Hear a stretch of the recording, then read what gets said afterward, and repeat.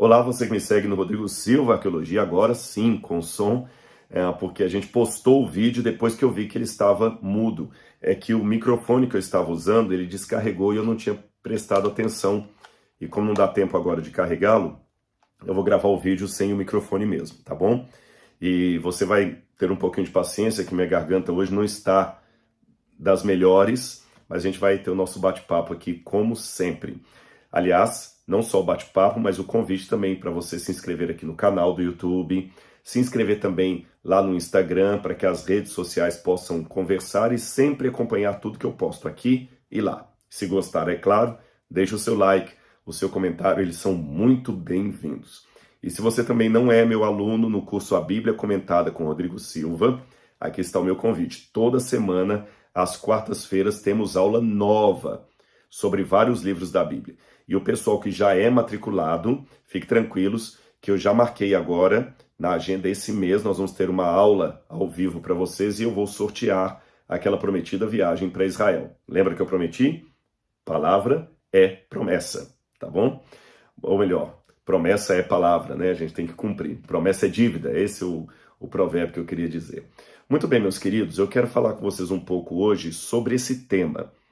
Por que o povo reunido em Jerusalém, ali no ano 30 de nossa era, escolheu Jesus, Barrabás, em vez de Jesus? Por quê? Essa pergunta pode parecer um tanto óbvia e você pode dar alguma resposta mais homilética. Escolheram Barrabás ao invés de Jesus porque o povo era cruel, porque eles não tinham coração no bem. Bom, são respostas retóricas que não elucidam o problema. Afinal de contas, por que escolher Barrabás? Barrabás era um homem mau, Jesus era um homem bom. Será que o povo estava tão cego assim? Afinal de contas, Jesus havia entrado em Jerusalém poucos dias antes, montado no jumentinho e sendo aclamado como com hosanas nas alturas, bendito aquele que vem em nome do Senhor, o Filho de Davi.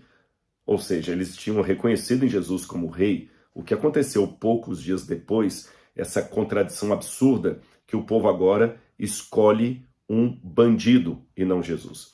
E antes de eu continuar a minha explanação, é bom fazer aqui um esclarecimento. Eu não estou com esse vídeo jogando indireta para o candidato A ou candidato B. Eu digo isso pelo seguinte: estamos vivendo os últimos dias antes da eleição do segundo turno e os nervos estão à flor da pele. Eu não me eximo de falar de política quando necessário, embora vocês saibam que eu faço isso da maneira mais tranquila possível e mais técnica e respeitosa. Há outros vídeos que eu gravei aqui sobre as eleições e você pode assistir ali. Mas hoje, especificamente, eu não estou falando da eleição. Então, quem tentar ver nas minhas palavras aí uma indireta sobre a escolha que nós temos agora entre dois candidatos e que eu esteja comparando um a Jesus e outro a Barrabás, errou feio. Não é esse o meu objetivo.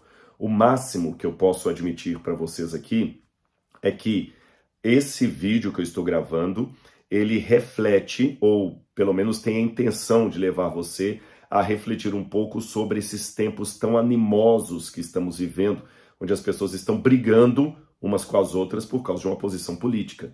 Isso é muito sério, muito delicado. Então aqui é o máximo que você pode encontrar de legítima semelhança entre o que eu disser e o que está acontecendo. Qualquer semelhança além desta que você enxergar será mera coincidência ou não compreensão daquilo que eu estou tentando passar. Ficou claro? Eu digo isso porque essa semana eu até preguei numa igreja e fui apresentar um bebê, e eu, embora seja destro para escrever, para a maioria das coisas, algumas coisas eu faço melhor com a mão esquerda. E como eu peguei a criança, eu pedi para me darem no braço esquerdo, porque senão eu ia ficar muito desengonçado do lado de cá.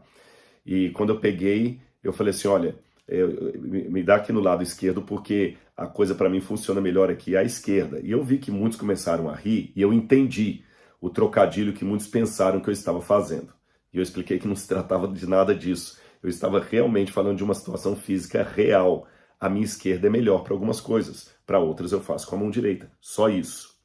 Com esta advertência colocada, vamos então à questão por que o povo escolheu Barrabás. Eu quero ler a passagem bíblica que alude a isso com vocês, eu vou começar lendo o Evangelho de Mateus.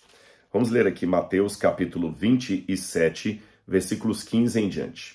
Diz assim: Ora, por ocasião da festa, o governador costumava soltar ao povo um preso conforme eles quisessem.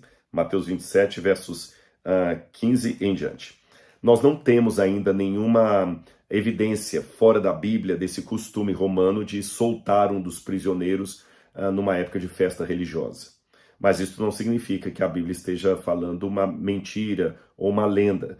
Há muitos costumes culturais e até legais que nós temos a evidência deles, às vezes por um único testemunho do passado, uma única evidência.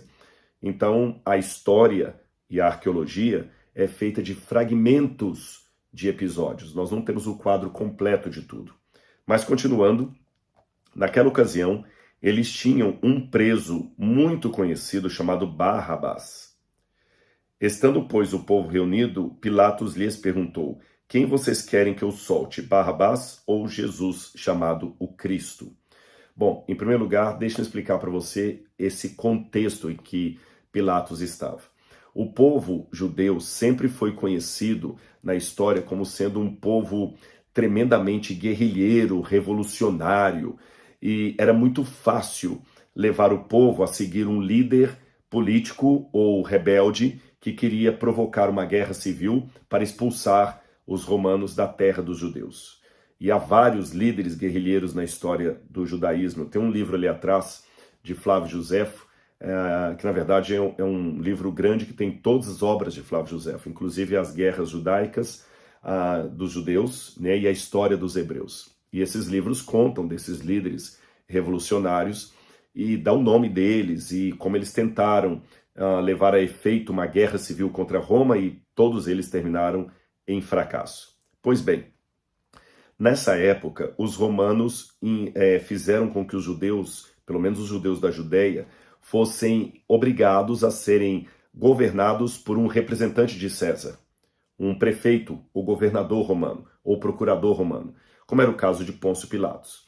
Dá-se a entender, pelo que lemos de Flávio Josefo, que receber do imperador a incumbência de governar os judeus era um cargo que não era um elogio, não, nem um progresso na carreira. Pelo contrário, era um castigo, era uma espécie de fim de linha, sabe? Quando as pessoas trabalham num banco e alguém manda para ele ser gerente de uma agência complicada lá no fim do mundo, ou um delegado de polícia que é mandado para ser delegado de um distrito policial de um lugar muito violento, muito problemático, era assim que os políticos romanos recebiam a incumbência de serem governadores dos judeus. Não era uma coisa muito fácil, não era um presente de César. E ao mesmo tempo que era algo ruim, o governador romano tinha que manter assim tudo muito bem organizado, porque se estourasse uma guerra civil nas mãos desse governador, ele poderia ser seriamente punido por César, punido inclusive com a morte, perda dos títulos, uma série de coisas. Então tudo que o Pilatos menos queria era uma guerra civil. Ele estava com uma batata quente na mão. Por quê? Ele tinha os líderes dos judeus ali, do templo, exigindo que ele condenasse Jesus à morte sob a acusação de que Jesus se proclamara rei no lugar de César. Aqueles líderes ali também não estavam nem aí para César, eles odiavam César. Mas, por questão política, queriam se fazer amiguinhos de Roma. E eles odiavam Jesus, eles queriam levar Jesus à morte por qualquer razão. Por isso levaram a Pilatos essa falsa acusação. Pilatos poderia simplesmente atender aqueles homens, mas ele tinha algumas preocupações que o faziam ficar com o pé atrás. A primeira delas, talvez a menor, seria que Pilatos não encontrou em Jesus nenhum motivo legal para condená-lo à morte. Ele percebeu que aqueles homens estavam armando uma arapuca para Jesus. E ele poderia sentenciar à morte um inocente. Somado a isso, a esposa de Pilatos, que tradicionalmente é chamada de Cláudia, ela fala com ele, o Evangelho de Mateus conta isso, que não fizesse dano a Jesus, porque ela sonhara com Jesus na noite anterior e que ele era um homem santo. E como um romano supersticioso que dava muito valor a sonhos, ele tinha medo de algum mau agouro caso ele condenasse um inocente à morte. A terceira razão pela qual Pilatos temia sentenciar Jesus à cruz é porque dias antes, eu fiz menção disso, Jesus chegou a Jerusalém com uma grande multidão atrás dele, gritando: Hosana ao filho de Davi, bendito o que vem em nome do Senhor, e ele montado no jumentinho. Eu não sei se Pilatos já estava em Jerusalém nesse dia, no dia da entrada triunfal de Jesus. Sim, porque Pilatos não morava em Jerusalém, ele morava em Cesareia Marítima. Eu não sei se Pilatos já estava lá ou se ele escutou as notícias dessa entrada triunfal de Jesus. E ele sabia que a multidão que aclamava Jesus naquele domingo, naquele dia, era uma multidão de pessoas provincianas, pobres, realmente da parte mais baixa da pirâmide social. E havia também algumas pessoas ricas que eram simpáticas de Jesus, mas a grande massa era ainda de pessoas mais simples. E você sabe que ao longo da história são geralmente os excluídos que fazem as revoluções, às vezes liderados por um líder mal intencionado, que faz daquele povo ali uma manobra para os seus interesses e os leva, como por exemplo, o povo foi levado a queimar a Bastilha, derrubar a Bastilha, a Revolução Francesa, e às vezes alguns espertinhos acabam se valendo da simplicidade dessas pessoas. E se Jesus agora tivesse os seus simpatizantes revoltados contra Pilatos, ou seja, ele teria uma guerra civil. Por outro lado, se ele não condenasse Jesus, aqueles homens podiam fazer uma carta acusando de conspirar contra César, e como é que Roma iria receber essa denúncia dos líderes do templo de Jerusalém? Então, por um lado, ele não poderia condenar Jesus, nem soltar Jesus. Percebeu a escolha, o dilema que ele estava? Então, o que Pilatos fez? Ele trouxe Barrabás e falou: tá bom, então eu vou soltar um, como vocês querem, Barrabás ou Jesus. Ele esperava que o povo escolhesse Barrabás, pelas razões que você já sabia antes de assistir esse vídeo. Mas, para sua trágica surpresa, o povo escolheu que Jesus fosse crucificado e Barrabás fosse solto. Ele jurava que o povo ia escolher Barrabás para ser crucificado, mas os papéis se inverteram. Bom, como é que a gente entende tudo isso? Quando a gente vai para o livro de Atos dos Apóstolos, tem uma coisa que me chama muito a atenção aqui. Essa passagem do livro de Atos que eu vou ler para vocês, ela coincide com o momento após a ressurreição de Jesus, imediatamente antes dele ser assunto ao céu.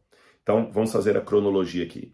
Jesus ficou durante 3 anos e meio ensinando para os seus discípulos e de maneira especial para os apóstolos que ficavam com ele. Nesses 3 anos e meio, Jesus explicou a exaustão que o seu reino não era desse mundo, que ele iria preparar um lugar para eles na casa do Pai, que depois ele voltaria, que aqui na terra eles deveriam dar a César o que é de César e a Deus o que é de Deus, mas que eles deveriam anunciar a chegada do reino dos céus.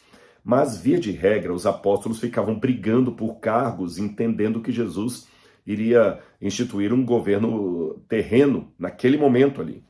E ele falava: não, gente, eu vou morrer, o Filho do Homem vai ser tirado das mãos de vocês.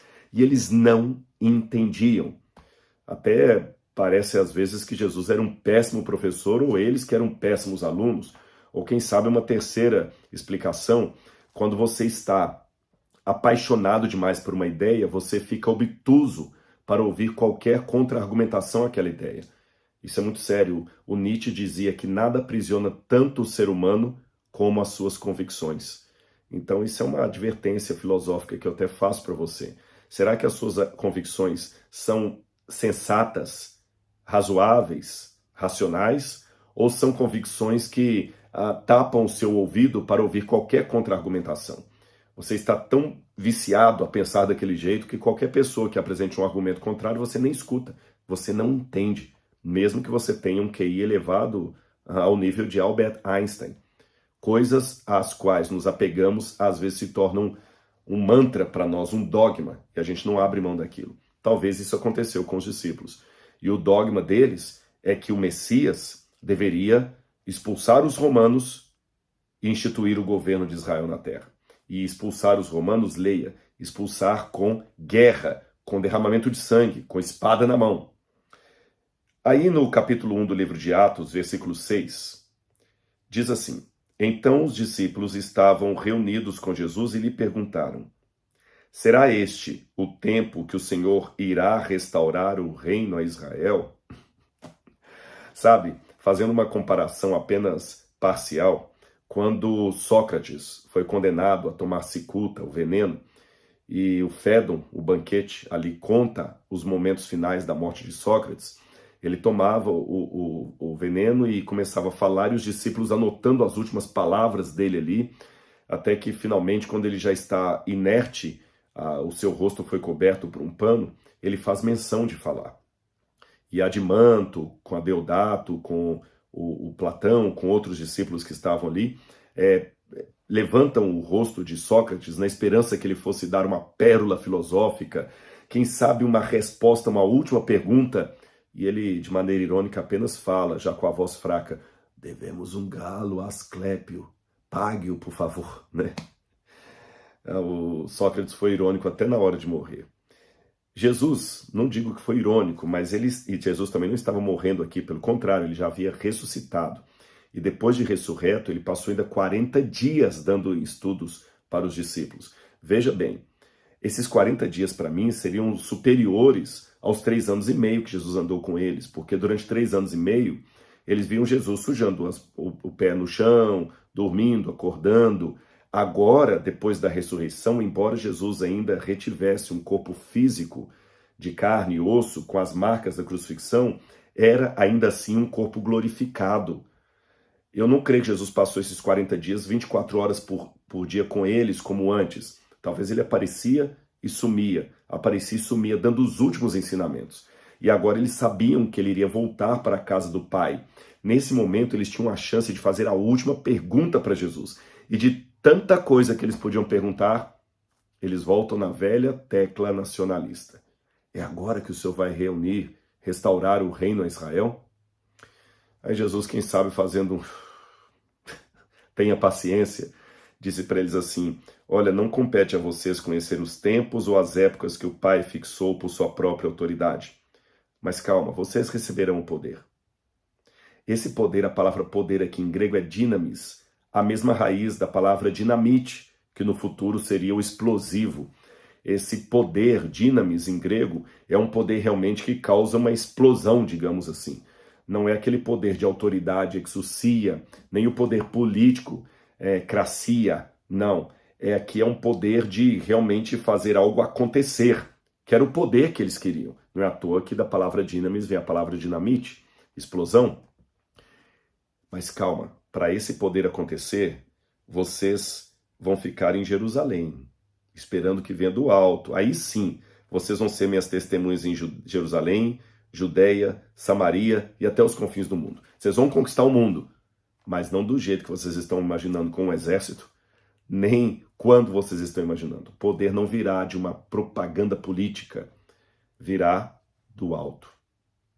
Agora, por que os discípulos eram tão insistentes em falar da restauração do reino de Israel? Essa é uma pergunta que vale a pena ser feita agora. Bom, vamos lá. Se você olhar, se eu pegar... Tem 2 datas aproximadas que dão para Abraão. Alguns colocam Abraão por volta de 2000 a.C., outros colocam Abraão por volta de 1800 a.C. Eu vou colocar a data de 1800 arredondando, tá bem? De Abraão até Jesus, se eu ignorar os 4 anos que temos aí de um errinho na história, sim, porque Jesus nasceu entre 6 e 5 antes de Cristo, mas eu explico isso num outro vídeo. Eu teria mais ou menos uns 1830 anos, estou arredondando a conta, 1830 anos de existência dos hebreus, desde Abraão até Jesus, 1831 anos, alguma coisa por aí, 1830, vamos arredondar a conta. Desses 1830, o povo de Israel passou pelo menos 230 anos peregrinos em Canaã, sabe? Abraão, de Del em Del, ali, nômades, sem ter uma terra própria, mais 230 anos como escravos no Egito. Isso dá 430 anos. Depois, em 722, depois disso, eles sofreram ainda muito na mão dos inimigos ali, como os filisteus, os amorreus, os amonitas, os fariseus que não queriam deixar o povo entrar na terra da promessa, você se lembra? Eles ainda sofreram ali alguns anos, pelo menos 300 anos, durante a época dos juízes, em que eles ficaram lutando para ter a hegemonia da terra. Então, 430 com 300, eu já estou a 730 anos de opressão que o povo sofreu. Depois disso, em 722 a.C., a Assíria vem, deporta os judeus do norte, os israelitas, né, do Reino do Norte, acaba com 10 das 12 tribos, praticamente acaba com a maior parte das tribos de Israel, e eles ficam sem a parte norte, em 722 a.C. Depois, em 605 a.C., começam 70 anos de cativeiro da Babilônia. Então, 70 anos da Babilônia, se eu somar aos 730 anos, eu já estou falando de 800 anos de opressão. Se a esses 800 anos eu somar 722 a.C. até 600 a.C., 605 a.C., eu tenho aí mais uns 100 anos, cento e poucos anos de sofrimento. Então, já estou na minha conta aqui, vamos ver, 730 anos que eu falei com vocês, né? 730 anos, agora eu já perdi a conta aqui. Mais 800, eu já estou chegando a 900 anos de opressão. Depois dos 70 anos do cativeiro, você ainda tem o período de domínio dos gregos, com Antíoco Epifânio, tiveram um hiato ali de independência durante a Guerra dos Asmoneus. Depois, em 67, alguns colocam 64 a.C., vem Pompeu, conquista a Judéia e eles se tornam agora vassalos dos romanos, até a época de Jesus. Eu perdi aqui a minha conta, não vou mentir para vocês. Mas se eu somar rápido aqui, eu cheguei quase a 1000 anos, 900 anos pelo menos, de opressão do povo hebreu. Veja, se de Abraão até Jesus eu estou falando em torno de 1830 anos de história do povo e eu tenho 900 anos de opressão, significa que 50% da vida dos hebreus foram anos de opressão, subserviência a estrangeiros. Então eles tinham um trauma terrível quanto a isso. Um trauma maior que era ainda muito presente nos dias de Jesus. Imagine só, o Brasil é um país grande, rico, e às vezes as pessoas ficam muito irritadas, e com razão, com os mandos e desmandos de algum político corrupto, seja um governador, um prefeito, um presidente, um deputado, um vereador. Há muita raiva quando, por exemplo, você sabe que a creche, os meninos estão passando fome ou comendo a água com um leite talhado ali bem fraquinho e umas bolachinhas porque houve desvio do dinheiro da merenda, ou que a rua está toda esburacada porque o dinheiro do IPVA está indo para bolsos de pessoas aí que estão roubando. Isso é terrível. Agora, quer piorar a indignação mediante essa corrupção de governos? É você ter a corrupção instaurada por um governo estrangeiro. Aí a coisa piora. Imaginem só, eu tenho muitos queridos amigos e irmãos argentinos, eu vou fazer uma comparação aqui, mas os argentinos não fiquem bravos comigo, é só uma comparação. Há uma rivalidade muito grande do Brasil contra a Argentina no campo do futebol. Mas eu já dei aula na Argentina, na Universidade da UAP, e fui muito bem recebido pelos argentinos quando eu fui lá. Eu tenho um carinho muito grande pelos argentinos, mas permitam-me, los hermanos, fazer uma comparação se a Argentina agora invadisse o Brasil. Imagine que você está andando agora na rua e tanques de guerra com soldados argentinos e instaurado aqui um representante da Argentina para cuidar do Brasil a ferro. Imagine agora que os impostos caros que você paga no Brasil estão sendo usados para construir coisas na Argentina e não no Brasil. Imagine agora que um soldado argentino é visto numa rua batendo numa criança, batendo numa senhora de idade. Imagine também ainda que você está vindo para sua casa cansado, trazendo um remédio que a sua esposa tem que tomar na hora certa, e um cidadão argentino passe por você e obrigue você a dar meia volta e carregar a mochila dele por 1 milha. E você sendo obrigado a fazer aquilo com requintes de crueldade e humilhação infringidas por esse estrangeiro. Se você entendeu essa comparação, você entenderá o que os judeus estavam passando. porque tudo que eu descrevi aqui de maneira ficcional, de soldados argentinos batendo numa mulher em público, obrigando você, um cidadão argentino, a carregar a mochila dele, isso acontecia com os judeus que estavam sob a administração romana. Os impostos que Roma cobrava de Israel, que não eram poucos, eram pesados, iam para os cofres romanos. Muita coisa era roubada.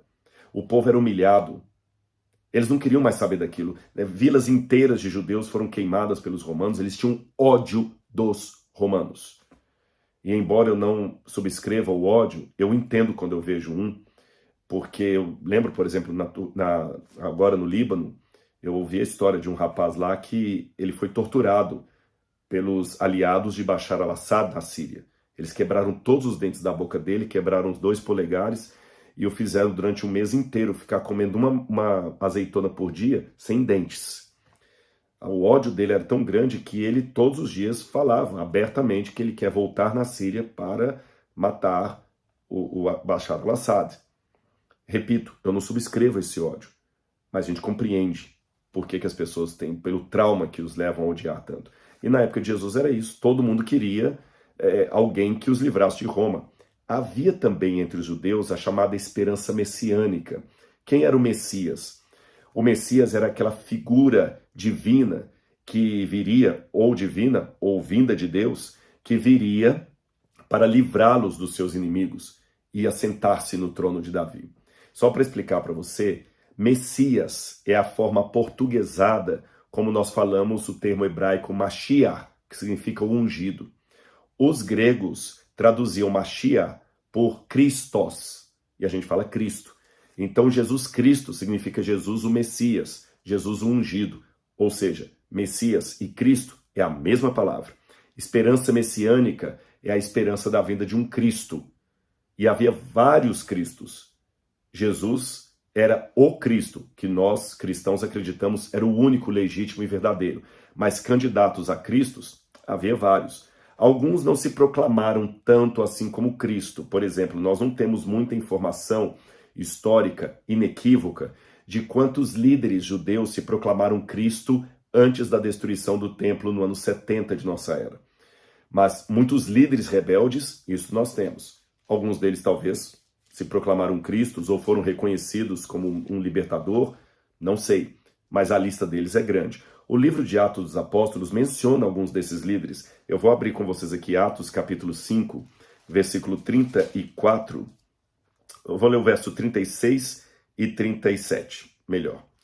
Esse contexto que eu estou lendo aqui é quando Gamaliel recebe de outros judeus a ideia de que os discípulos de Jesus de Nazaré eram perigosos. Então Gamaliel discursa dizendo assim: vocês esqueceram que vários grupos rebeldes já se levantaram e não deram em nada? Então, se esse grupo não for de Deus, não precisam fazer nada contra ele, que ele vai acabar sozinho, como os demais acabaram. Agora, se ele for de Deus e vocês se levantam contra ele, isso pode ser muito perigoso para vocês. Então deixem, não façam nada contra os cristãos. E Gamaliel dá os exemplos, porque há algum tempo atrás se levantou Teudas, dizendo ser alguém muito importante, o qual juntamente cerca de 400 homens ficaram. Mas ele foi morto, e todos os que lhe obedeciam se dispersaram e foram reduzidos a nada. Depois desse, levantou-se Judas o Galileu nos dias do recenseamento e levou muitos consigo. Também este foi morto. Bom, aqui nós temos a menção de 2 desses líderes rebeldes, Teudas e Judas o Galileu. Esses mesmos nomes são citados por Flávio Joséfo, o historiador judeu do primeiro século, que eu fiz menção para vocês. E ele dá alguns detalhes a mais sobre Teudas. Teudas, ele guiou uma multidão pelo Rio Jordão e ele queria chegar até Jerusalém. Só que ele acabou sendo preso, decapitado e o povo dispersou, exatamente como a Bíblia fala, e Flávio Joséfo também dá esse depoimento. Quanto ao Judas o Galileu, nós temos um problema de cronologia, que Flávio Joséfo parece colocar esse Judas na época de Cláudio, mas aqui fala o recenseamento, parece ser o recenseamento que aconteceu no ano 6 de nossa era, quando os judeus se levantaram, guiados por esse Judas, o Galileu, que queria a todo custo fazer um levante contra Roma, porque eles estavam recenseando o povo para cobrar mais impostos. Ah, e detalhe, falando em cobrança de impostos, essa informação é importante para o que eu vou dizer mais à frente. Se tinha alguém que os judeus odiavam mais do que os romanos, eram os judeus que eram pró-Roma, especialmente aqueles judeus que trabalhavam como cobradores de impostos dos romanos. Olha como é que os romanos eram espertos. Eles cobravam o imposto do povo, mas eles punham os próprios judeus para cobrar os impostos, sabe? E eles sabiam que esses que cobravam impostos eram corruptos também. Mas Roma não estava nem aí. Se o que Roma estava esperando de imposto era 400 denários, que viessem os 400 denários. Se aquele camarada, com o furto, com o roubo, cobrou 500 denários do povo e ficou com 100 denários para eles, os romanos não estavam nem aí. Eles faziam vista grossa, porque era uma maneira segura do dinheiro chegar na mão deles, vindo pelas mãos de alguém do povo que eles estavam subjugando. Então os judeus odiavam os cobradores de impostos. Guarde isso. E é lógico, na sua esperança messiânica, eles queriam homens como estes aqui, que pudessem fazê-los sentir um ar de triunfo. Eles não queriam alguém que os ensinasse a ter sangue de barata. Eles não queriam alguém que os ensinasse a suportar o inimigo. Eles queriam alguém que viesse trazer a esperança de uma guerra civil, uma guerra armada contra o romano. Eles estavam esperando isso. Sede, sabe? Faca na caveira. Eles estavam com sede de sangue. Eles só estavam esperando quem viria para guiá-los nisso. E no primeiro momento, Jesus de Nazaré parecia ser o candidato perfeito. Falava bem, colocava os fariseus e saduceus calados, os escribas da lei não tinham contra-argumentação. Esse era o homem. E mais, ele fazia curas, milagres. Ora, imagine participar de um exército cujo general, Jesus, tem o poder de ressuscitar mortos. O céu é o limite. Vamos enfrentar Roma, vamos invadir Roma, não vamos apenas expulsar os romanos de Judá, não. Nós vamos invadir a cidade deles. E se algum dentre nós morrer, Jesus tem o poder de nos ressuscitar. Se a espada do inimigo atravessar a nossa barriga, Jesus vai lá e cura, e está tudo bem. Ele ressuscitou morto, ele curou leproso. Se na caminhada para Roma faltar comida, ele multiplica pães e peixes e a gente não vai ter problema. Se a tempestade, ao atravessarmos de barco para o Mediterrâneo, se a tempestade nos abalar, ele com sua voz faz os ventos se calarem. Esse é o cara. Só que Jesus quebrou a perna da esperança messiânica deles quando ele começou a fazer um discurso que hoje eu, como cristão, e você, por respeito a Jesus, chamamos de discurso pacifista. Mas na época era um discurso,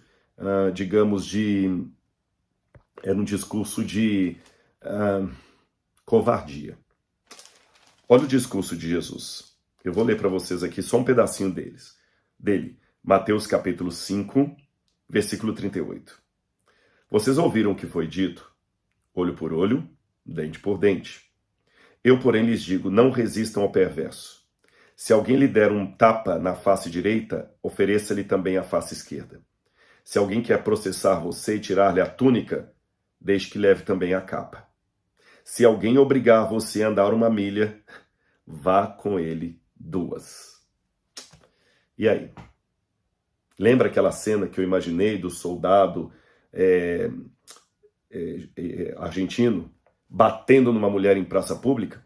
A vontade da gente é chegar lá e fazer justiça com as mãos. E Jesus fala, não, se ele bater na face, oferece a outra. Lembra o sujeito obrigando você a carregar a mochila dele 1 milha? Aí Jesus vem e fala, carregue 2. As pessoas não queriam esse tipo de Messias. Tinha alguma coisa errada com ele. Aliás, havia alguma coisa tão errada que o próprio séquito dele era meio antagônico. Porque ele tinha, entre os apóstolos dele, um chamado Simão o Zelote. E deixa eu explicar para vocês quem eram os zelotes. Os zelotes, eu vou pegar aqui para vocês a passagem, tá aqui, olha. Mateus capítulo 10, versículo 1 em diante, ele fala dos discípulos que ele escolheu, né? O versículo 1 está assim, tendo Jesus chamado os seus 12 discípulos, deu-lhes autoridade para expulsar demônios, espíritos imundos e curar todo tipo de doença e enfermidade. Aí vai falando o nome dos discípulos. E fala, Filipe e Bartolomeu, Tomé, Mateus o publicano. Aqui já deu problema. Porque Mateus o publicano é Mateus o coletor de impostos. Lembra que eu falei que se tinha alguém que o judeu odiava mais que o romano, era um judeu cobrador de imposto? Mateus era aquele que parecia defender a política pró-romana. E Jesus o chamou. O outro que aparece logo aqui é Simão o Zelote. Deixa eu explicar essa expressão zelote. Zelote, ou como algumas traduções trazem, zelota, era um grupo que foi fundado por aquele Judas, o Galileu, que eu mencionei para vocês. Não confunda esse com o Judas que traiu Jesus, não tem nada a ver. É apenas o mesmo nome, tá bom?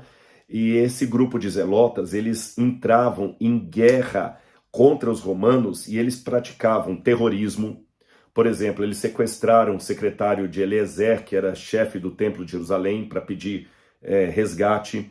Eles saqueavam os cofres romanos. Eles puseram fogo no palácio de Herodes, que ficava na cidade de Séforis.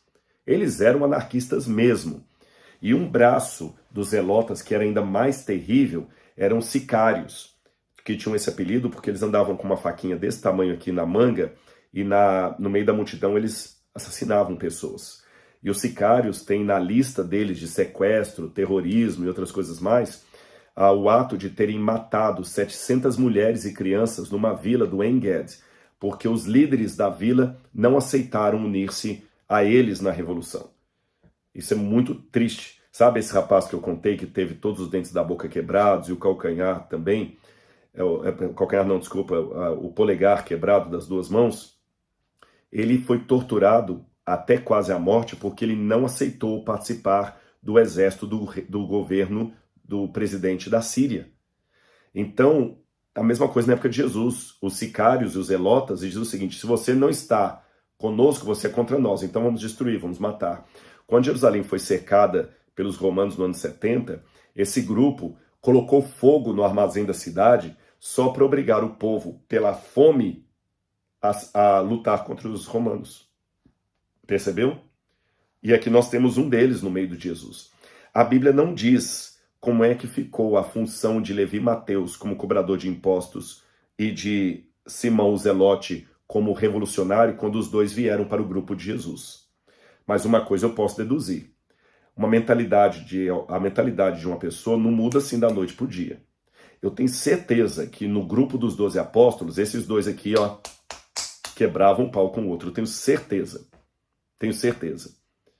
E não somente eles brigando um com o outro, um chamando o outro de covarde porque era cobrador de impostos, o outro chamando o primeiro também de covarde porque era de um grupo que matava mulheres e crianças. Imagina só. A Bíblia não conta, mas eu imagino que Jesus teve que muitas vezes acalmar os dois. E por que Jesus pegou pessoas de facções, de partidos tão diferentes e colocou ali no seu grupo? Talvez ele não queria ensinar algo que fosse maior e mais profundo do que a filosofia e a agenda de cada um dos partidos que aqueles dois seguiam. Algo a se pensar. Às vezes o pressuposto de Jesus é maior do que o pressuposto que eu estou seguindo. Agora, por que os discípulos não entendiam o que Jesus estava falando? Bom, eu vou continuar aqui para vocês dizendo até uma coisa sobre Judas, já que eu mencionei o Judas Iscariotes. Existem alguns comentaristas, e eu concordo com eles, que acreditam que Judas não traiu Jesus porque queria a morte de Jesus. Ele queria provocar em Jesus uma situação em que Jesus se proclamasse rei. Porque Judas, juntamente com os outros, viram os poderes que Jesus tinha. E por que ele não fazia nada agora contra os romanos? Por que ele não proclamava logo a independência de Jerusalém? Todo mundo ia se juntar com ele. Pedro já tinha sua espada preparada ali. Mas Jesus não fazia nada. Então Judas, querendo dar uma ajudinha a Jesus, tramou a traição dele na esperança que quando os soldados cercassem Jesus, Jesus ia gritar, ia sair raio da sua mão, destruir todo mundo, e aí na sua fúria, Jesus ia proclamar a revolução. E depois ele talvez até iria agradecer a Judas por ter feito aquele ato que o despertou para algo que ele deveria ter sido despertado.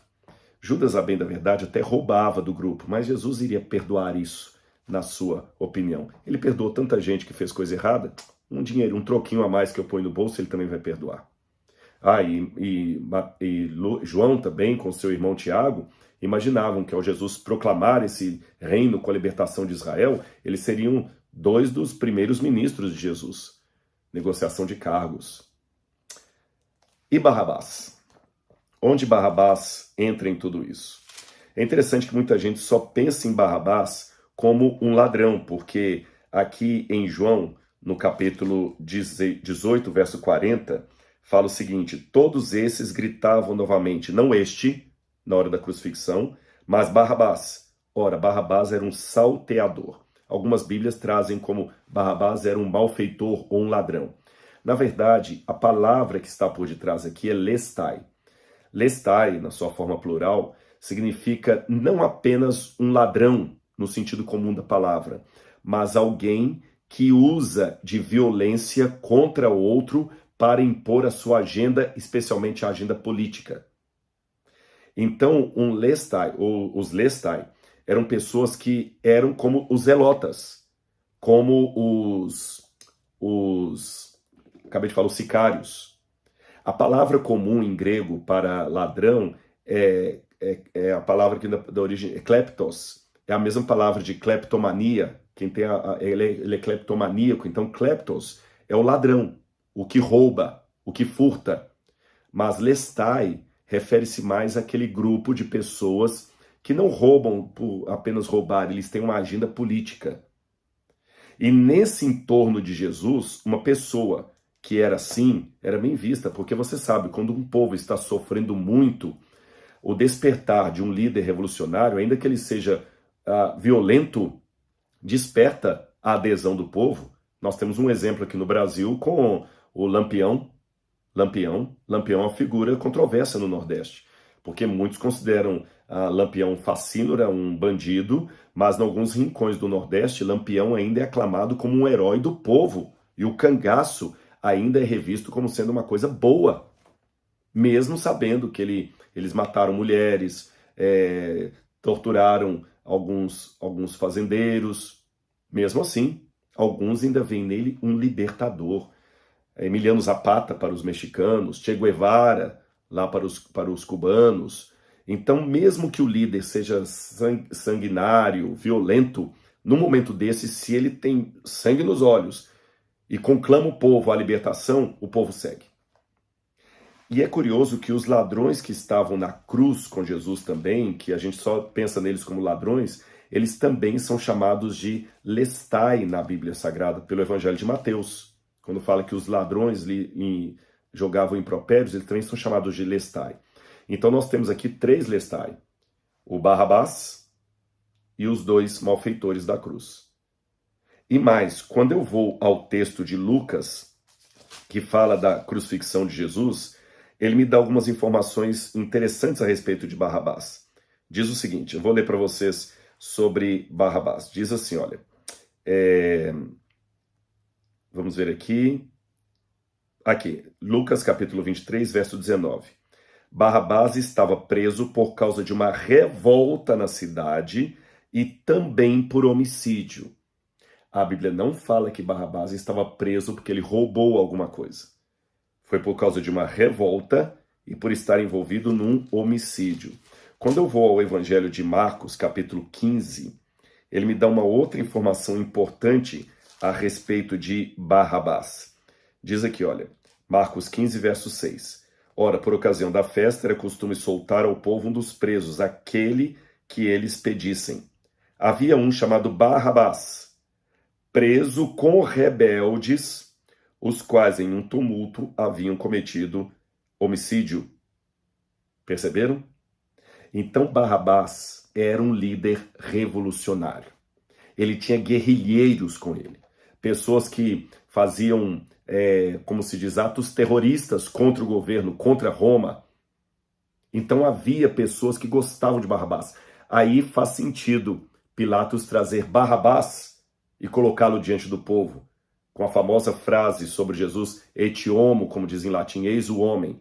Tá bom, já que vocês querem mandar uma cartinha contra mim lá em Roma, porque eu quero soltar Jesus, então eu vou soltar um dos dois. Quem eu solto, Barrabás ou Jesus? Pilatos pensava, eles não vão ter coragem de pedir para eu soltar Barrabás? que Barrabás, sim, é um inimigo declarado de Roma. Mas, para surpresa dele, o povo quis Barrabás. E faz todo sentido. Porque Jesus era um bom homem, mas ele não encaixava no perfil de líder que o povo queria. E o povo estava por demais cego pelas ideologias deles. Isso é muito sério. Sabe, quando você se apaixona demais por uma ideia, você começa a ficar meio idiota para ouvir qualquer contra-argumentação contrária a ela. O Nietzsche dizia que nada aprisiona mais uma pessoa do que as suas convicções. Eu não sei se foi nesse vídeo que eu citei isso ou foi no outro que acabou ficando sem o som, mas essa frase do Nietzsche é forte. Por isso você tem que sempre pensar até que ponto as suas convicções não estão sendo uma prisão, uma armadilha, uma alienação que está impedindo você de entender o óbvio que o outro está querendo ensinar a você. Os discípulos, até os discípulos, apesar de sua sinceridade, estavam tão presos na ideologia ultra mega power nacionalista dos líderes judeus que depois de 3 anos e meio e mais 40 dias de convivência com o Cristo ressurreto, eles ainda não entendiam o que significava a vinda do reino e pediram a Jesus para responder quando é que ele ia restaurar o reino a Israel. Se demorou para eles entenderem, mesmo tendo um professor como Jesus, que dirá para nós? E aí você entende por que o povo pediu Pilatos que soltasse Barrabás e prendesse Jesus. É claro, na propaganda do povo, Barrabás era um líder muito mais popular. Ele dava o que o povo queria. Eles queriam sangue, eles queriam revolta, eles queriam lutar contra Roma, eles queriam independência. E Barrabás era o símbolo encarnado de tudo aquilo. Coitados. Se eles soubessem que era o discurso pacifista de Jesus que iria ter triunfo. Os anos se passaram e todos aqueles líderes rebeldes dos judeus terminaram em fracasso e levaram a multidão a morrer com eles. Jesus não. Hoje, se eu procurar em todos os continentes, em todos os países do mundo, por um seguidor de Judas o Galileu, por um seguidor de Barrabás, eu não vou encontrar. Mas se eu encontrar procurar os seguidores de Jesus, eles estão aí. E mesmo aqueles que morreram por amor a Jesus, vão ter a esperança da vida eterna. Coisa que nem Barrabás, nem os líderes revolucionários, os guerrilheiros judeus, poderiam dar aos seus seguidores. E então, se você estivesse ali em Jerusalém, quem você escolheria? Jesus ou Barrabás? Será que as suas convicções estão impedindo você de ver ou enxergar algumas realidades?